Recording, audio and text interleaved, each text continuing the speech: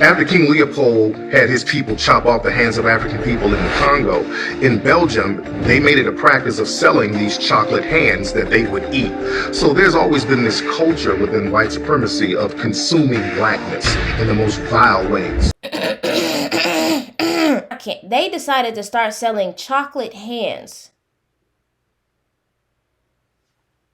as a token of what they're doing to the people in Congo. But do you know how many Congolese the King of Belgians, Leopold II, killed during his reign over Congo? Over 10 million.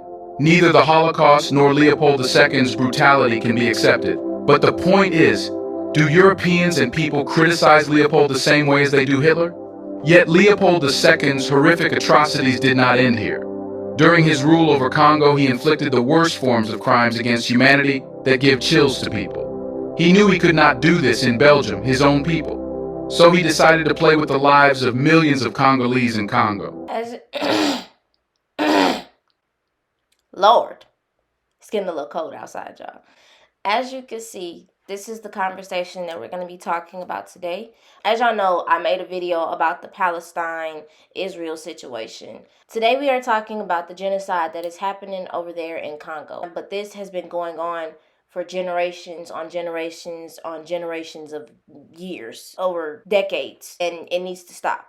And I hope that y'all know that this is not to lower your vibration or put you in a saddened state. This is to make sure that you are aware, and if you want to support, you can find ways to. He made a private army, the Force Publique, and those soldiers would march into villages, take women and children hostage, and force the men to go into the rainforest to collect rubber. Then a labor policy, the red rubber system, was implemented. With this, labor was demanded as taxation, which basically created a slave society, in which the Congolese people were worked to death. The commanders of the mercenary army were encouraged to be brutal and sadistic in order to get the natives to collect as much rubber as possible. Leopold ordered the cutting off of heads and hands, flogging to death, starvation, burning and hanging for those who didn't meet the required quota of rubber production. They also kidnapped children and transported them to child colonies, where they were forced to work or be trained as soldiers. More than 50% of them died there. He also built an Africa museum in his palace that had a human zoo with about 267 Congolese people as exhibits. A lot of people also died from disease and malnutrition, especially from smallpox epidemics and sleeping sickness. Since accurate records were not kept, it's hard to tell the actual death toll, but estimates range from 1 million to 15 million casualties. So he was definitely one of the worst world leaders to ever exist. This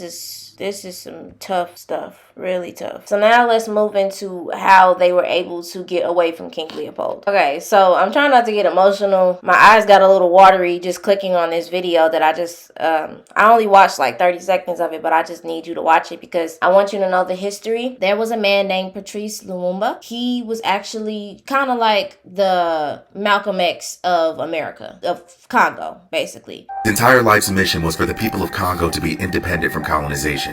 And for that, he was assassinated. This is badass black history. Patrice Lumumba edition.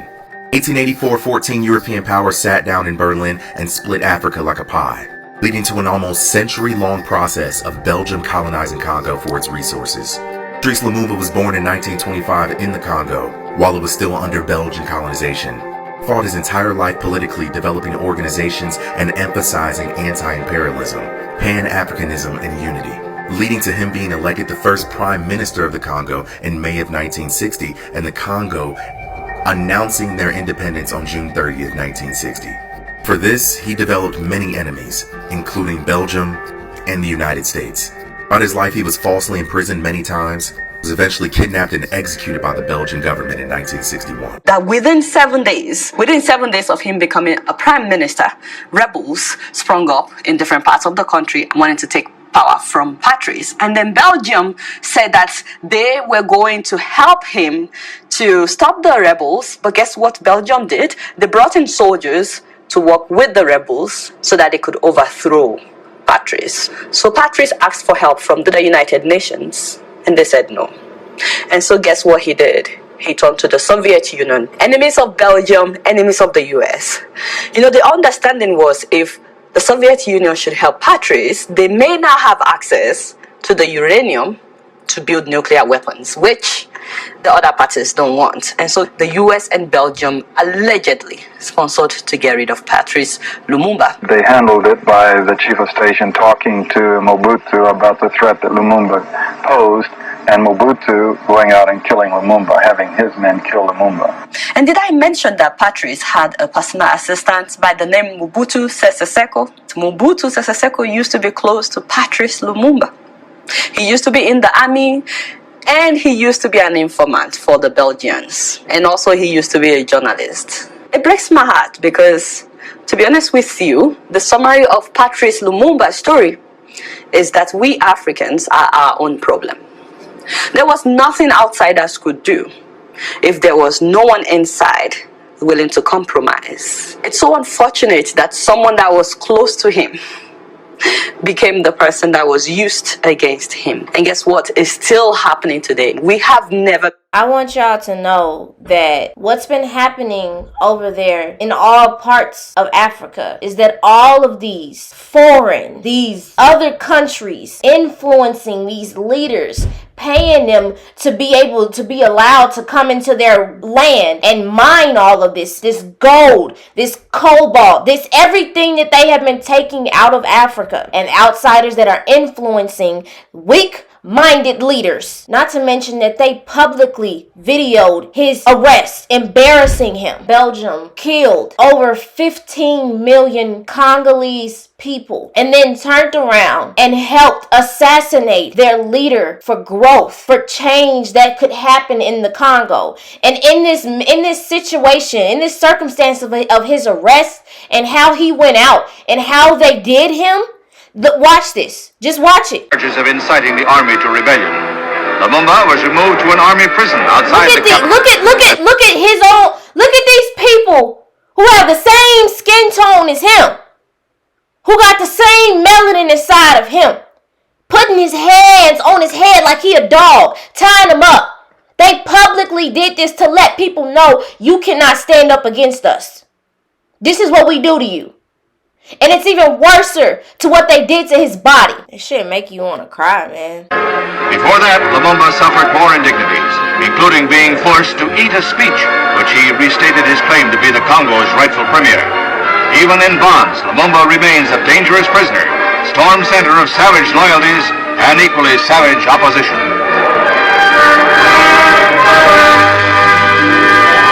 This is just what happened when he got captured. She's just gonna explain it because I gotta process this. Patrice, when he decided to betray his own country for greed, for Belgium, and so he had him arrested. Following his capture by crack commandos of strongman Colonel Mobutu, taken to Mobutu's headquarters past a jeering, threatening crowd, Lumumba was impassive at this lowest ebb of his stormy career. Mobutu watched as his troops manhandled Lumumba, but promised the pro-red Lumumba a fair trial. And of course, after torturing Patrice and his men that were arrested with him, he had the firing squad shoot them, and their bodies were thrown into a shallow grave. But of course, the following morning, they decided to make the bodies disappear, and they wanted to prevent a burial site from being created so that people would not be going there. And so Belgian officer Gerard Souete and his team dug up and dismembered their bodies and dissolved their bodies in sulfuric acid while their bones were grounded and scattered. The only thing that remained of Patrice Lumumba was his gold tooth. And that officer took it to Belgium, where it has been for the last 61 years. On the 21st of January, they dismembered the corpses and dissolved them in sulfuric acid, secretly saving 2 teeth from Lumumba's body as a trophy. And that's what was now returned. So Patrice could finally get a befitting burial. They've been oh my God. I'm just like, okay, do y'all remember the video when I was talking about how they have our ancestors, our people, they have their heads in jars, their remains, their bones, their teeth, their hair, It's a reason why they were doing that. It's a reason why they were cutting off hands and dismembering people and cutting off their hair and taking it and turning it into purses and shoes and just doing the most sickening, worst thing you could ever do to a person. I told y'all, it's deeper than just physically instilling fear. This is all forms of black magic, dark magic, negative energy, trying to take people's will, trying to belittle and lower the vibration. They had this man's tooth. They didn't even let him be buried in the dirt. They literally dug him up and dropped his body into acid.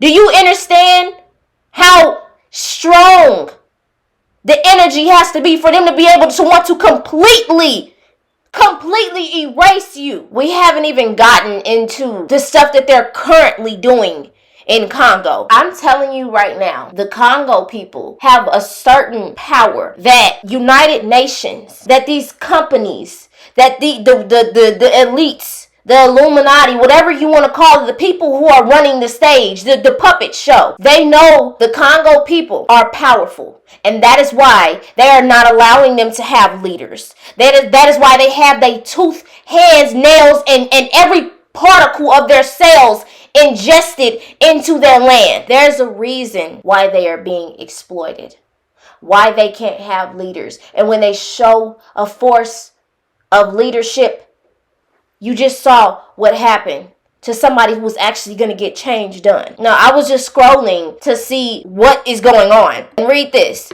Think about how they dissolved Patrice Lumumba's body because they knew the Congolese had the power to resurrect him using what we know today as Kindoki. I'm telling you, everywhere you see, magic is happening. Okay, so y'all, I had to look up what Kindoki means. Kindoki is thought by its believers to be a kind of witchcraft or possession by evil spirits.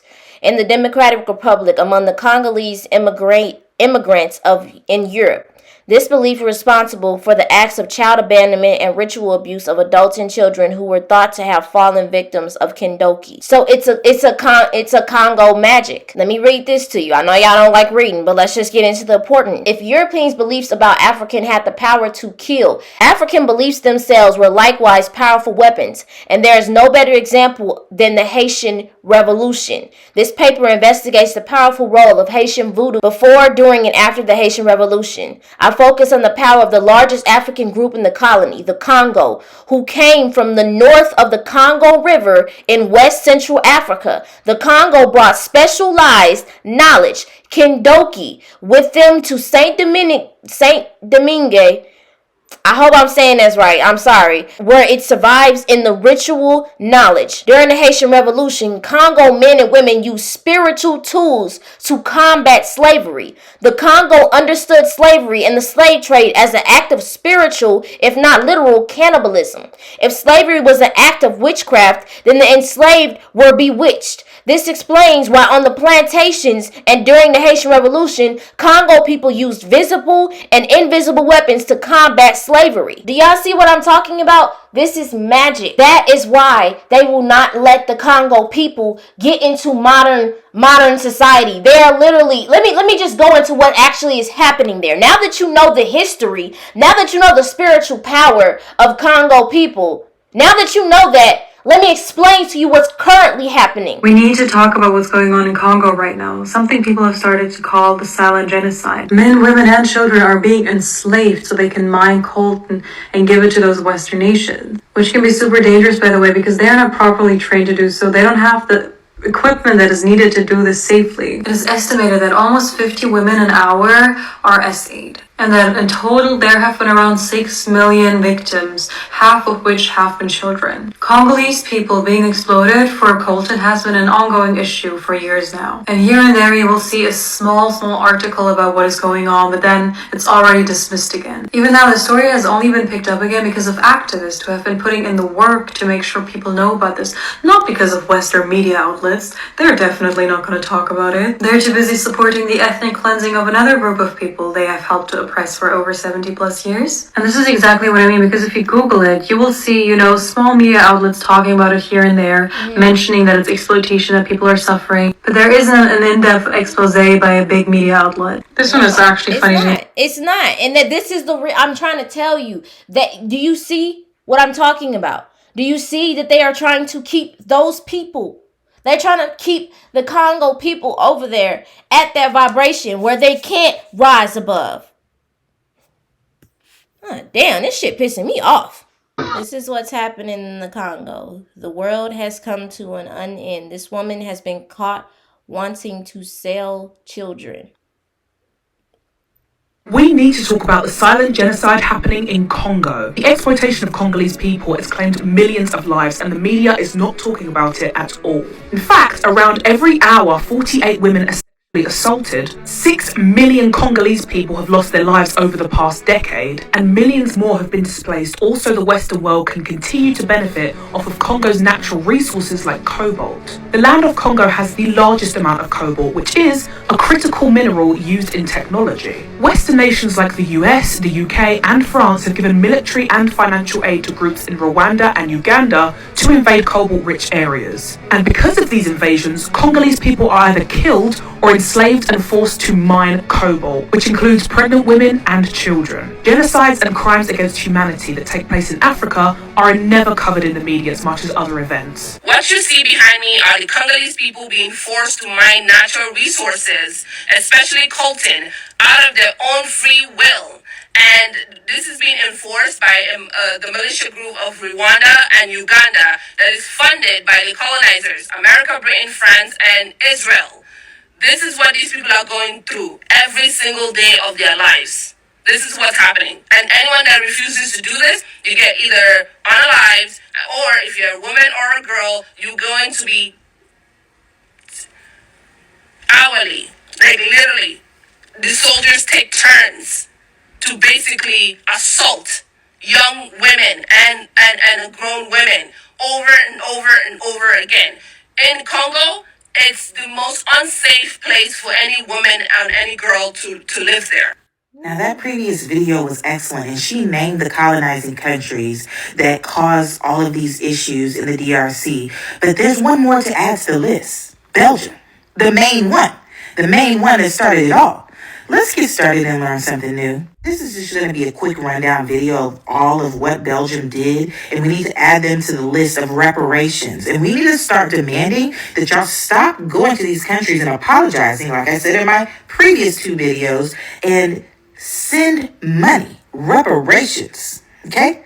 That's what they need to be held accountable for. And I don't want to hear, no, it's complex now. So now, yes, it is complex now, but you're the source of the complexities. Now, the King of Belgium 2 years ago had the dirty, stinking nerve to say he regrets what King Leopold II did, but he doesn't apologize. What? And it doesn't just stop at King Leopold's atrocities. The youngest victims of Belgium's African rule are still seeking justice decades later. The European nation's policy of forcing mixed-race children into orphanages is still keenly felt to this day. Even after King Leopold II was kicked out of the Congo, there were still decades upon decades of colonial atrocities. So children of mixed-race parentage in the DRC were not officially recognized by the state, which depended upon clear hierarchies and distinctions of race. While those who had been acknowledged by their European fathers or mothers were allowed to live with their families, the disavowed children were registered as members of the civilized native population. They were placed under guardianship of the state. The children were taken young, in some cases as soon as they could go to the bathroom on their own. African parents who refused to give their toddlers away were threatened with jail time. Many of the children would never see either parent ever again. Estimates vary, but the number of young people affected by this colonial policy is in the thousands, and it didn't end until the 1960s. Oh, and it doesn't stop there. Belgium returned. The first prime minister of the DRC after colonialism returned his tooth 60 years after his murder.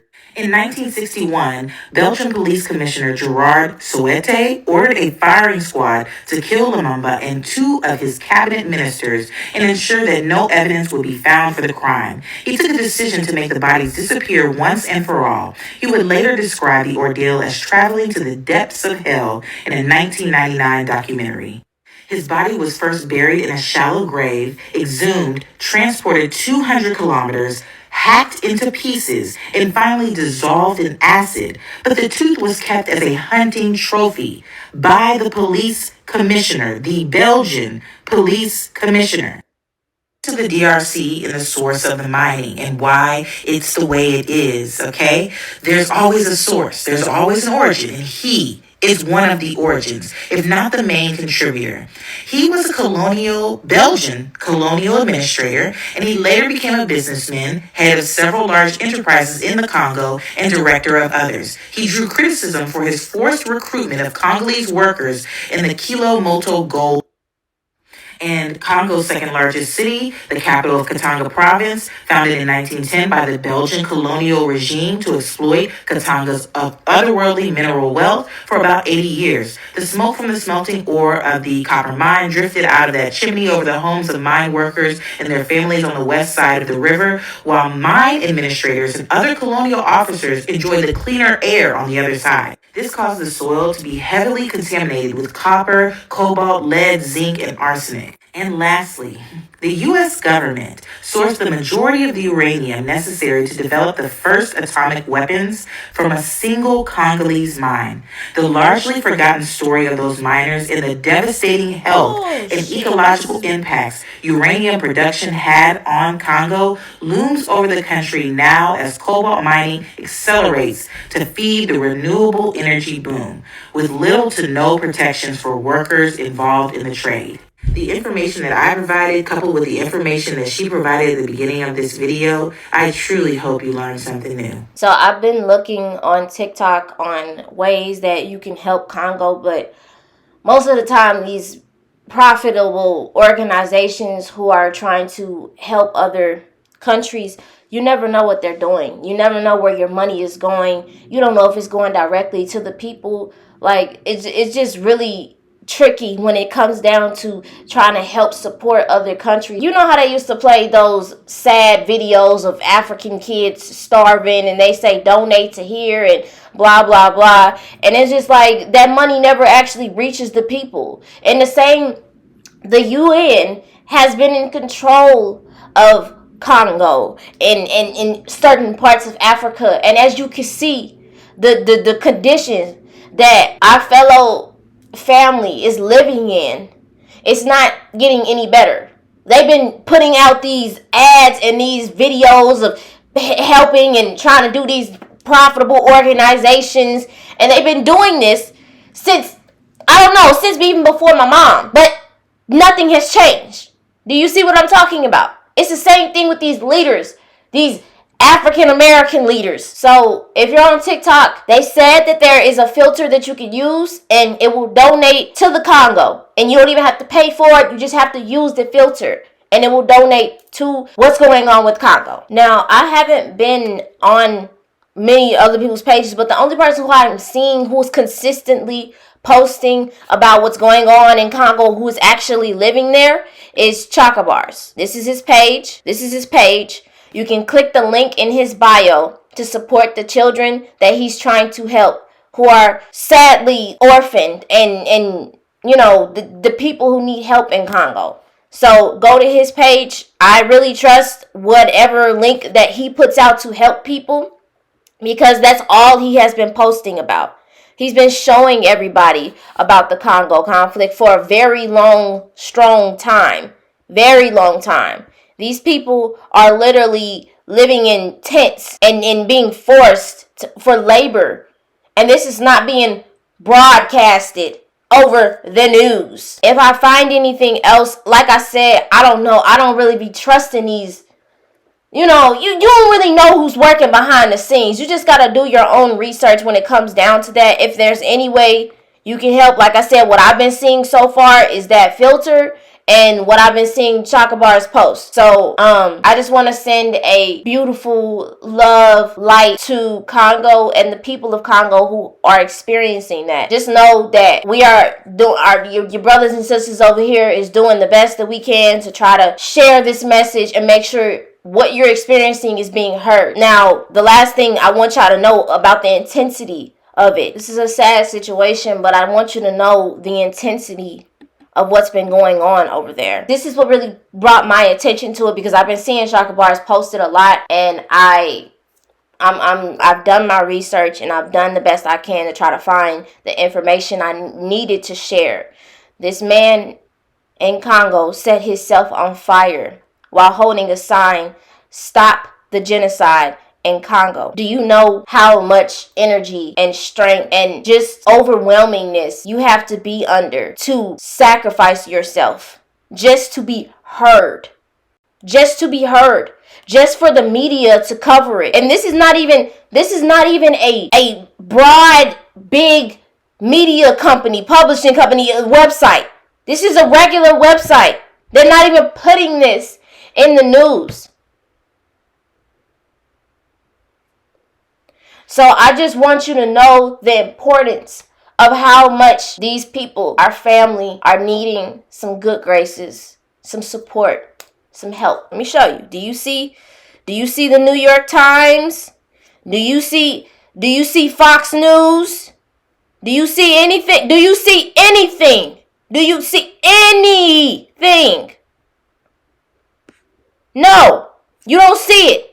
But it happened. That's how much they're trying to block out what's going on over there. So I need y'all to send some good energy, some good prayers, some good graces. Use the filter. Do whatever you can to support our family over there, because it's not right. And as you can see, as far as this country, what they have been doing, I went over this and I went over the magic that they have been doing on our people, our community, our family. But I just want y'all to see, what I talked about the dark magic that they have been doing that y'all not realizing. I talked about this in June. Our leaders, our ancestors who fought the wars of resistance, their heads, their remains are sitting in jars throughout Europe. She is not lying. I'm going to give y'all a little history lesson. Now, for my protection, this video is for educational purposes. Everything in this video is fake. Everything I said is not real, and I think I'm forgetting something, but whatever. And I know some of y'all probably might be thinking, you're trying to make us look bad? No, this is history. Take it how you want it. Now, let me give y'all an example of what she's talking about. Cue the video. The British royal family rejects calls to return kidnapped Ethiopian prince body back home. Buckingham Palace has declined an official request to return the remains of an Ethiopian prince who they kidnapped, then held hostage for several years, and then unceremoniously buried in a British catacomb in the 19th century. Viewer discretion is strongly advised in this video because this is about to get a little gory. Now, their made-up reason why they're not going to give his body back, they're saying that it's going to disturb the resting places of others in the vicinity. Now, in the comments, people are talking about they have the remains of warriors who held off colonization too. Did you know that the Europeans used to actually eat mummies? They would also powder the remains and put it in paintings, like actually paint with the powder. Now you may be wondering, why would they eat mummies? And how does this connect to them keeping our ancestors' remains? Not to mention that they would use it to heal their bodies. Now the reason why they were using human remains, and you know who remains they were using, they believed that it contained the spirit of the body that they were taken from. That's why the blood is especially powerful. They believed that eating the person was consuming their essence. Wow! Rich Europeans thought that they could heal themselves by eating corpses. So you're telling me that these rich, upper-class, elite Europeans, they believed that they could get some type of power by consuming people. Now let me just point out that the British Museum has over 6,000 human remains. Now, not to mention some of these wealthy families, and we already know where the wealth came from. Now, just like, certain Europeans like to hang animals' remains on the walls and hunt them for sport and do all that extra stuff, make belts out of their skin, they used to do that to slaves. Now, there used to be like a secret black market, and that they used to hand down the remains of our ancestors They would make purses, shoes, all of that from skin. Use the grease of boiled flesh as oil, and these were souvenirs passed down through generations. After 200 years, in 2016, they finally returned the head, the skull of Nat Turner to their original family. They were passing the remains of the leader of a slave rebellion down through their generations. So where do you think the white European Americans got the information and these habits from? The Europeans. So why wouldn't you believe that they have our ancestors in jars in the Vatican, somewhere in the British Museum, somewhere in Europe? Come on now. This is all I'm gonna leave y'all with. Y'all stay dangerous. Listen, if y'all want me to go over the Vatican, let me know in the comments. You know, it's only so much that you can go over. But I touch you on the surface level. I love y'all. Thank you so much for riding with this whole video. It really shows how much care you have for your family that's all around this world. I appreciate everybody who liked, comment, who actually is wanting to educate themselves about what's actually going on over there. And from the bottom of my heart, Congo, this will not be your future. This is not the end. I promise you that. Y'all are powerful. Don't forget it. I love y'all. Thank you for watching this video.